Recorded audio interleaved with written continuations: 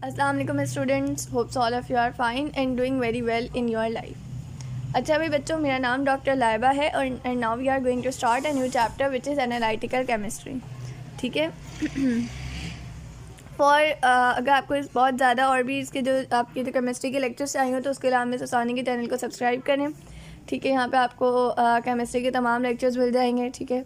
Now introduction. देखो, हमें पता है केमिस्ट्री क्या होती है। केमिस्ट्री हमारे पास जो है वो नेचुरल साइंस है, बात आप सबको पता है। ठीक है। क्यों नेचुरल साइंस है? क्योंकि इसकी जो ये किसके साथ कंसर्न होती है, ये कुदरत के स्टडी के साथ, नेचुरल वर्ल्ड के साथ, इसके साथ जो है कंसर्न होता है इसका, उसको किस तरह से काम करती है। ठीक है। उन तमाम पैरामीटर्स की जो स्टडी होती है वो हम किस में कर रहे होते हैं, केमिस्ट्री में कर रहे होते हैं। बेटा हमारे पास ना ह्यूमन बींग्स के लिए एक रेंज मौजूद है नॉलेज, थ्योरीज़ और एप्लीकेशंस की। ठीक है। इन सब की हमारे पास एक रेंज मौजूद है, जैसे कि प्लास्टिक होता है, सिंथेटिक फाइबर होता है, रबर, ये सब कैसे बन सकते हैं, ये प्रोडक्ट्स, इनका बनना, ये तमाम चीज़ें जो है इसकी एक रेंज हमारे पास मौजूद है, यानी नॉलेज हमारे पास मौजूद है और कुछ एप्लीकेशन भी मौजूद है। अब जो केमिस्ट्री है वो आपको बताएगा कि मतलब बहुत ज़्यादा इसका स्कोप रहेगा और मतलब ह्यूमैनिटी वगैरह इन तमाम चीज़ों में भी इसका बहुत ज़्यादा क्या कहता है आगे आने वाले दौर में भी, और अभी भी फ़िलहाल इसका बहुत ही स्कोप है। खैर ये तो सारी एक फजूल सी बातें थी। खैर, what is analytical chemistry? Analytical chemistry क्या होती है बेटा? एनालिटिकल केमिस्ट्री हमें प्रोवाइड करती है methods and tools needed to insight our material world and answer the basic question about a material, what, where, how much, what structure, arrangement, form. देखो, analytical chemistry जो होती है वो हमें वो मेथड्स प्रोवाइड करती है, वो टूल्स प्रोवाइड करती है, बेसिकली क्वांटिटेटिव, क्वालिटेटिव पैरामीटर्स के ऊपर होती है कि जिसके अंदर हम ये देखते हैं कि हमारा जो मटेरियल वर्ल्ड है, यानी हमारा जो मादी जो हमारा वर्ल्ड है, जो हमारा मतलब जिसके अंदर हम मैटर वगैरह को देखेंगे, हम मटेरियल्स को देखेंगे, वो उसके अबाउट कुछ क्वेश्चंस होते हैं लाइक कहाँ से आ रहा है, क्या चीज़ है, कितना है, कैसा स्ट्रक्चर है, अरेंजमेंट कैसी है, उसकी फॉर्म कैसी है, ये सब के सब हम किस में पढ़ रहे होते हैं? एनालिटिकल केमिस्ट्री में पढ़ रहे होते हैं। एनालिटिकल केमिस्ट्री जो होती है वो बेटा आपके पास डील करती है उन इंस्ट्रूमेंट से, उन मेथड से जो सेपरेट करते हैं क्या कहते हैं, ताकि सेपरेट कर सके और आइडेंटिफाई कर सके उस मैटर को, उसकी क्वान्टिटी को। ठीक है। जो एनालिटिकल केमिस्ट्री का बेटा मेन ऑब्जेक्टिव, यानी उसका जो अहम काम है, मेन ऑब्जेक्टिव है, वो ये है कि to develop an understanding of analysis of elements and compound for measurement and problem solving with the help of analytical chemistry. Analytical chemistry बेटा हर जगह अप्लाई हो रही होती है, मेडिसिन में, क्लिनिकल लेबॉर्ट्रीज़ में, इंडस्ट्रीज़ में, एग्रीकल्चर में, फूड कंटामिनेशन में, एनवायरमेंटल प्रोटेक्शन में, ईच एंड एवरीथिंग में। ठीक है। इन्वायरमेंटल केमिस्ट्री हमारे पास दो तरह की होती है, क्वांटिटेटिव होती है, एक हमारे पास क्वालिटेटिव होती है। ठीक है। क्वांटिटेटिव में फर्दर हमारे पास क्या क्या आ जाते हैं? तीन चीज़ आ जाती हैं। एक तो हमारे सेंसेस आ जाते हैं, जो 5 सेंसेस हैं। वो क्वालिटेटिव होती है ना, हम किसी चीज़ को देखते हैं, उसका मुशाहिदा करते हैं, उसको ऑब्जर्व करते हैं, फिर उसके ऊपर एक हाइपोथेटिकल कोई भी क्या कहते हैं स्टेटमेंट दे देते हैं, केमिकल रिएक्शंस और जो एपरेटस होते हैं उस पर। ठीक है। अच्छा, क्वांटिटेटिव में हमारे पास फर्दर दो मेथड्स आ जाते हैं, एक मॉडर्न मेथड होता है और एक हमारे पास क्लासिकल मेथड होता है। ठीक है। क्लासिकल मेथड में आपके पास फर्दर दो आ जाते हैं, ग्रेविमेट्रिक मेथड आ जाता है और वॉल्यूमेट्रिक मेथड आ जाता है, जिसके अंदर आप ग्रेविटी और वॉल्यूम वगैरह तमाम चीज़ों को देखते हैं। इंस्ट्रूमेंटल मेथड्स के अंदर आपके पास इंस्ट्रूमेंट्स आ जाते हैं, जैसे जाहिर सी बात है ऑप्टिकल मेथड्स होते हैं, नैनो टेक्नोलॉजीज़ होती है जिसके अंदर माइक्रोस्कोप्स वगैरह आ जाते हैं, क्रोमेटोग्राफी होती है for the separation of colours, electro analysis होते हैं, तमाम चीज़ें आती हैं। तमाम चीज़ें जो होती हैं ना, हम उनको डिटेल में अभी स्टडी करेंगे। एनालिटिकल केमिस्ट्री हमारे पास दो टाइप्स में होती है, क्वालिटेटिव एनालिसिस, सबसे पहले उसको देख लेते हैं। क्वालिटेटिव एनालिसिस हमारे पास क्या होती है बेटा? The identifications of elements, ions, the compounds present in simple is called qualitative analysis. देखो एलिमेंट या आयन या कोई भी कंपाउंड जो किसी सैंपल के अंदर मौजूद है, आपके पास एक सैंपल है, उसके अंदर जो भी एलिमेंट्स मौजूद है उसको आइडेंटिफाई करना, ये हमारे पास क्या होता है? हमारे पास क्वालिटेटिव एनालिसिस होता है। वो सैंपल आपके पास कुछ भी हो सकता है, वो आपके पास सॉलिड हो सकता है, लिक्विड हो सकता है, गैस हो सकता है, या कोई मिक्सचर भी हो सकता है। ठीक है। Qualitative analysis does not measure the quantity of a substance but measure the quality of that material. Qualitative जो एनालिसिस होती है वो आपको ये नहीं बताती है कि भाई आपके पास अगर ये सैम्पल है तो इसकी मिकदार कितनी, बल्कि बताती है इसकी क्वालिटी कैसी है. ठीक है, क्वालिटी के अबाउट होती है. Qualitative analysis is perform by selective chemical reaction. ये हम लोग कैसे करते हैं, या तो हम लोग इंस्ट्रूमेंट्स की हेल्प से करते हैं या कुछ केमिकल रिएक्शन से करते हैं. जैसे कि आपके पास केमिकल टेस्ट होता है, आपके पास फ्लेम टेस्ट होते हैं. ठीक है, क्वालिटेटिव एनालिसिस को फर्दर हम लोग जो हैं केमिकल टेस्ट की बुनियाद पे कुछ टाइप्स में क्लासीफाई करते हैं, उनको देख लेते हैं. सबसे पहले हमारे पास है ऑर्गेनिक क्वालिटेटिव एनालिसिस. देखो अगर हमने ये ऑर्गेनिक क्वालिटेटिव एनालिसिस हमें क्या कहती है, सबसे पहले हम इसकी डेफिनेशन देख लेते हैं. It deals with the identification of presence of different classes of organic compounds और functional groups by producing colours in chemical reactions. देखो ऑर्गेनिक क्वालिटेटिव एनालिसिस हमारे पास किस चीज़ है, हम इसमें किस चीज़ को पढ़ रहे होते हैं, हम इसमें आइडेंटिफाई करते हैं सबसे पहले तो कि कोई भी हमें अगर कंपाउंड गिवन है, ठीक है, वो कौन सी ऑर्गेनिक की क्लास से बिलोंग करता है, उसके अंदर कौन सा फंक्शनल ग्रुप मौजूद है. फॉर एग्जांपल देखो मेरे पास कोई कंपाउंड है, उसके अंदर for example ester as a functional group मौजूद है, तो उसके अंदर से फ्रूटी स्मेल आएगी. इसी तरह से अगर किसी में KMnO4 डालते हैं तो उसमें हमारे पास कुछ कलर्स प्रोड्यूस होते हैं. लाइक इस तरह के केमिकल रिएक्शन जो हमारे पास चल रहे होते हैं वो हम लोग कहाँ पे डील कर रहे होते हैं, वो हम लोग ऑर्गेनिक क्वालिटेटिव एनालिसिस में डील कर रहे होते हैं. जैसे कि जब आपके पास वाइट PPT बनते हैं, यानी कि वाइट कलर के प्रेसिपिटेट बनते हैं. वाइट कलर के आपके पास समझ ले जैसे शुगर होती है ना आपका जिस फॉर्म में, इस तरह के वाइट प्रेसिपिटेट बनते हैं. जब आप सिल्वर नाइट्रेट को किसके साथ रिएक्ट करवाते हैं, डाइल्यूट नाइट्रिक एसिड के अंदर साथ, यानी कि ये आपके पास HNO3 है. इस ट्यूब के अंदर आपके पास HNO3 as a liquid form में मौजूद है. आपने इसके अंदर क्या डाला, आपने इसके अंदर डाला AgNO3. ये आप लोग लैब में परफॉर्म कर सकते हैं, अपनी आपकी जो भी रिस्पेक्टिव लैब है स्कूल के उसमें जाके करें. इसमें आपको क्या होगा, आपको इसके अंदर नज़र आएंगे कि वाइट कलर के ना ऐसे प्रेसिपिटेट बनने होंगे. ठीक है, जो हमें क्या चीज़ इंडिकेट करेंगे, जो हमें इंडिकेट करेंगे presence of highlight as shown in figure. जिसके अंदर हमें क्या पता चलेगा, जिसके अंदर हमें पता चलेगा, ये हमें क्या बताएगा, हमें बताएगा कि इसके अंदर क्या मौजूद है, इसके अंदर हेलोजेंस मौजूद हैं. ठीक है, अगर वाइट PPT बननी है तो. इनऑर्गेनिक हमारे पास क्या होता है, इसके अंदर भी हम एलिमेंट्स की आइडेंटिफिकेशन करते हैं. कैसे, जैसे फ्लेम टेस्ट के थ्रू हम करतेंगे. जैसे जब आप कॉपर हाइलाइट को जलाओगे, फ्लेम टेस्ट करोगे उसका, तो उसका कलर कैसा आएगा, उसका कलर आएगा ब्लूइश ग्रीनिश. ठीक है, क्यों आएगा ऐसा, कॉपर की वजह से. ठीक है, आपको डिफरेंट आपको दिए हुए यहाँ पे फ्लेम टेस्ट, ये आप देख सकते हैं. आपके पास रेड कलर का आ रहेगा, ये येलो फ्लेम NaCl के उससे आ रहा है, KCl, यानी हर उसके जलने से अलग अलग कलर आ रहे हैं. ठीक है, अच्छा भाई अब आ जाते हैं quantitative analysis. The determination of how much amount or a quantity of one or more substances present in compound or sample is called quantitative analysis. बेटा कितना अमाउंट या कितनी क्वांटिटी किसी भी सब्सटेंस की मौजूद है किसी भी सैंपल के अंदर, वो हमारे पास कहलाती क्वांटिटी.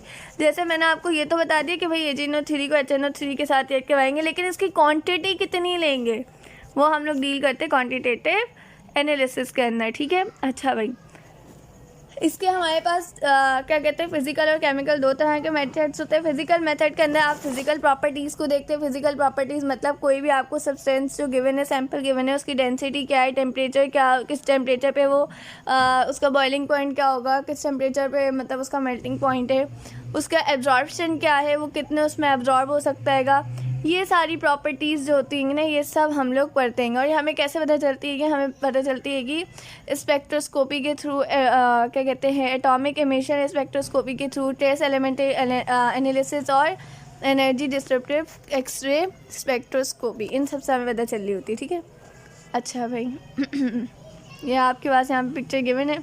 ठीक है, ये आप अपनी स्क्रीन को थोड़ा सा रोटेट कर लिएगा.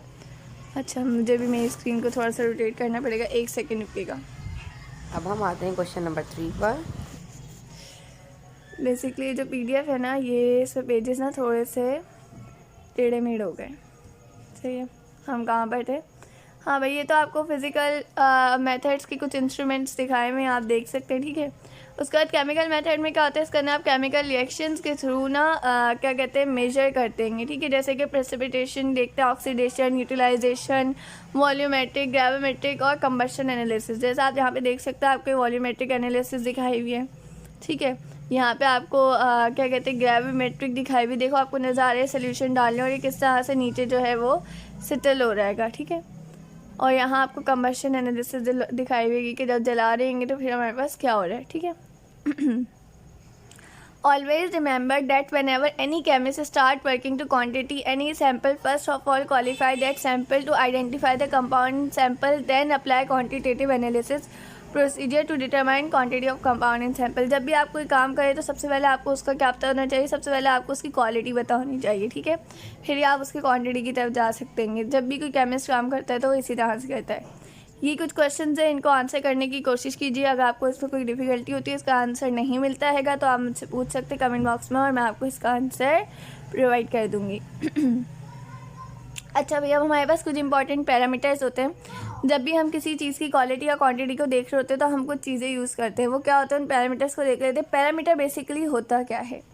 पैरामीटर आपके पास एक मेजरेबल फैक्टर होता है, एक ऐसा फैक्टर होता है जिसको आप मेजर कर सकते हो, या वो आपके पास एक बाउंड्री होती है जो क्या डिफाइन करती है, जो आपको बताती है कि कोई भी जो आप एनालिटिकल मेथड यूज़ करेंगे उसकी परफॉर्मेंस कैसी है, उसकी क्वालिटी कैसी। जैसे फॉर एग्जांपल आप किसी चीज़ का वेट ले रहे हो, उसमें एरर आ गया तो उसके अंदर कितना एरर आ रहा है या उसकी एक्यूरेसी कितनी है, वो आपको कितनी चीज़ सही बता सकता है, कितनी नहीं बता सकता है, ठीक है। इस तरह से ये जो वैलिडेशन होती है किसी भी केमिकल एनालिटिकल मेथड की, ऑब्जर्व की जाती है कुछ पैरामीटर्स के थ्रू, ठीक है। अब हम देख लेते हैं इस चैप्टर के अंदर हम 3 इंपॉर्टेंट पैरामीटर्स को डिस्कस करेंगे। एक हमारे पास है एरर, एक है एक्यूरेसी और तीसरा है प्रिसिशन, ठीक है।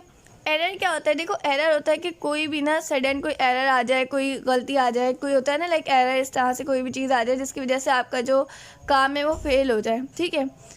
ये एरर क्यों हो सकता है भाई? ये एरर जो एक आपके इक्विपमेंट की वजह से हो सकता है, ये आपको सही से कुछ नहीं आता हो उसकी वजह से हो सकता है आपने सैंपल को सही से प्रिपेयर ना किया हो या सैंपल की प्रिपरेशन में मिस्टेक हो, या आपकी रॉन्ग कैलिब्रेशन, इस वजह से तमाम एरर्स जो है वो आ सकते हैं, ठीक है। तो हम ये बात कह सकते हैं, हम क्या बात कह सकते हैं, हम कह सकते हैं कि एरर जो है वो हमारे पास किस वजह से आ सकता है, अगर आपके इंस्ट्रूमेंट में डिफेक्ट हो या आपने उन ऑपरेटर्स को सही से हैंडल नहीं किया, आपको उसका यूज़ नहीं आता था, या उनकी इम्प्रॉपर फंक्शनिंग थी, ठीक है। एरर क्या होता है? एरर बेसिकली बेटा एक आपको मैंने बता दिया कि भाई ये जो एप्पल है ना, इसका एक एप्पल जो है ये 200 ग्राम का है फॉर एग्जांपल, ठीक है। आपने कहा ठीक है, आपने इसका वेट किया, आप कहते हैं नहीं मिस मेरे पास तो वेट 180 ग्राम आ रहा है। हो सकता है आपने उसको सही से वेट नहीं किया हो, या हो सकता है आपके पास 180 भी नहीं आ रहा, आपके पास 220 आ रहा है। इससे आपको ज़्यादा अच्छे समझ आएगा।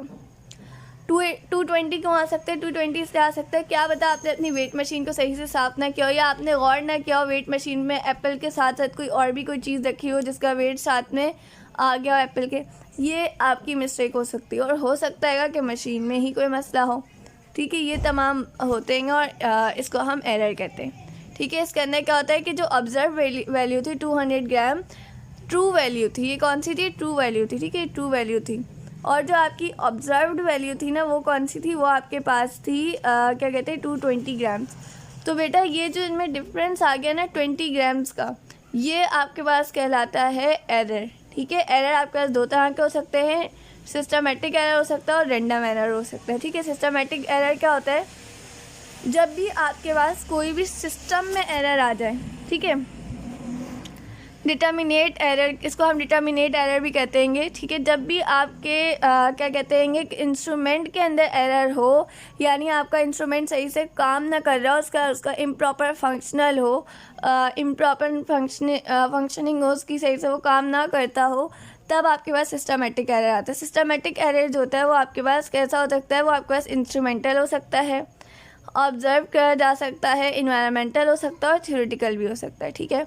जैसे कि एक थर्मामीटर है, ठीक है, पीपर है, ब्यूरेट है, एनालिटिकल बैलेंस है, वॉल्यूमेट्रिक वॉर है, ये सब एरर शो कर सकते हैं, ठीक है। There is no specific definition of systematic error because it is different for different experiments. हर एक्सपेरिमेंट के लिए सिस्टमेटिक एरर डिफरेंट होता है। अब आपकी डिपेंड है ना आप इंस्ट्रूमेंट कौन सा यूज़ कर रहे हैं। एग्जाम्पल आपको दी हुई कि जब आप एसिड बेस टाइट्रेशन करते हैं तो पीएच इंडिकेटर जो होता है वो समटाइम्स सही से प्रिपेयर नहीं किया गया होता है, जिसकी वजह से जो कलर होता है ना वो आपको सही से ना मतलब नज़र नहीं आता और ब्यूरेट पे मतलब इक्विवेलेंस पॉइंट पर सही से नज़र नहीं आ रहा होता है। तो ये आपके पास क्यों होता है? ये आपके पास इसलिए होता है क्योंकि आपने अपना जो भी इंस्ट्रूमेंट है ना उसको सही से वॉश नहीं किया या वो क्लीन नहीं था, तो ये आपका सिस्टमेटिक एरर होता है। ठीक है, अच्छा भाई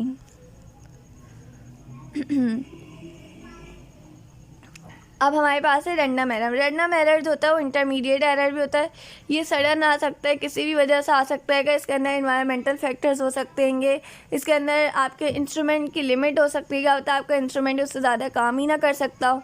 ठीक है, रैंडम एरर जो होता है वो इसके अलावा क्या कहते हैं आपको होता है पॉजिटिव और नेगेटिव दोनों तरह का हो सकता है। अब इसमें आपको एग्जाम्पल दी हुई है कि जब आप एसिड बेस टाइट्रेशन करने तो आपने 50 सेंटीमीटर क्यूब ब्यूरेट में आपने क्या कहते हैं इसको रीड किया। ठीक है, only to nearest 0 point as we discuss random error may be positive and negative and can not be eliminated by. अच्छा, आपको इसके अंदर एग्जाम्पल में यही बात कही हुई कि जब आप ब्यूरेट को यूज़ करने आपने उसको रीड किया, एक्यूरेटली किया, तो in acid base titration we are using 50 centimetre cube burette we can read accurately only to nearest 0.1 centimetre cube. आप इसको एक्यूरेटली कहाँ तक काउंट कर सकते हैं? सिर्फ और सिर्फ 0.1 सेंटीमीटर क्यूब तक। ठीक है, आपका से पॉजिटिव और नेगेटिव किस्म के भी एरर होते हैं, बस इसमें यही तमाम चीज़ें बताई हुई। ठीक है, एक्यूरेसी क्या होती है? एक्यूरेसी होती है कि आपका कोई भी जो एनालिटिकल मेथड है वो आपकी ट्रू वैल्यू के कितने करीब, यानी आपकी ऑब्टेन वैल्यू जो है वो कितनी क्लोज है आपकी ट्रू वैल्यू की। ठीक है, जैसे फॉर एग्जांपल मैंने आपको एप्पल का वेट बताया था 200 ग्राम्स। ठीक है, आपने वेट किया तो 201 ग्राम आ गया, यानी आप बहुत करीब करीब है ट्रू वैल्यू के, तो ये आपकी एक्यूरेसी है। ठीक है, अच्छा भाई इन्होंने एग्जांपल दी हुई है कि एक सैंपल है उसका वेट जो है आपने किया तो 2.5 मिलीग्राम्स आ रहा है आपके पास। ठीक है, लेकिन जो एक्चुअल या नोन है ना वो 10 मिलीग्राम है। ठीक है, तो आपकी मेजरमेंट एक्यूरेट नहीं है। एक्यूरेसी जो होती है वो तब आती है जब डिफरेंस बहुत छोटा सा हो। ठीक है, अच्छा भाई प्रिसिशन क्या होता है? प्रिसिशन जो होता है वो आपके पास डिग्री ऑफ एग्रीमेंट होता है between replicate measurement of the same quantity. It is repeatability of a result known as degree of exactness. Precision is measured how much detailed information is given and how much exactly measurement was taken. देखो precision आपके पास क्या होता है कि कितनी information आपको दी गई है और कितनी एग्जैक्टली मेजरमेंट जो है आपने ले ली है। ठीक है, बस ये आपके पास कुछ पैरामीटर्स है जिसको हमने डिस्कस किया। अच्छा भाई उसके बाद हमारे पास है मेजरमेंट जो होती है वो कभी भी वो हमेशा ना प्रिसाइज होती है। ठीक है, वो कभी भी एक्यूरेट नहीं होती। ठीक है, अगर एक्यूरेट हो जाए तो प्रिसाइज नहीं होती, हमेशा दोनों नहीं हो सकती। मतलब आप हमेशा ये नहीं कर सकते कि एक्यूरेट भी और प्रिसाइज भी हो। ठीक है, अच्छा भाई अगर आपको इसका ना एग्जाम्पल दी हुई है कि भाई 4 स्टूडेंट्स हैं। ठीक है, जो एक्सपेरिमेंट को परफॉर्म कर रहे हैं। ठीक है, इन्होंने डेंसिटी ली है एल्यूमिनियम की डेंसिटी आपको गिवन है। Note down the following data which shows different aspects of precision and accuracy such as measurement of student number 1। Student number 1 ने जब मेजरमेंट की, ठीक है, तो आपसे कहने हैं कि भाई उसकी जो मेजरमेंट थी वो प्रिसाइज थी।